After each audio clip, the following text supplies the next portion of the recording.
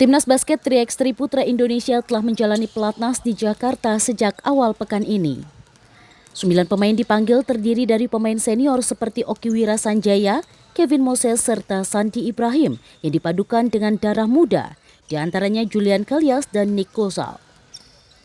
Tidak hanya itu, tim ini juga diperkuat pemain naturalisasi Jamar Johnson, Tam Dianye, serta serinya Moduken. Sementara kursi pelatih kembali diisi Ali Budimansyah.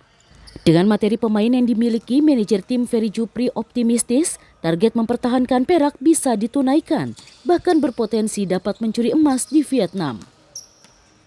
Selain pelatnas di Jakarta, tim rencananya akan bertolak menuju Bali pada akhir pekan ini. Mereka akan ikut serta pada turnamen ABL 3x3 yang diikuti hampir seluruh kontestan SEA Games Vietnam. Sebagai tuan rumah, Indonesia akan mengirim 2 tim di kompetisi yang akan digelar 16 hingga 17 April. Karena di sana itu yang ikut nanti tim-tim yang akan turun di SEA Games. Nah, jadi juga sekalian kita bisa scouting lawan. Nah, kita di sana kirim 2 tim A, tim B. Kita berangkat hari Minggu lebih awal karena kita mau latihan juga di sana.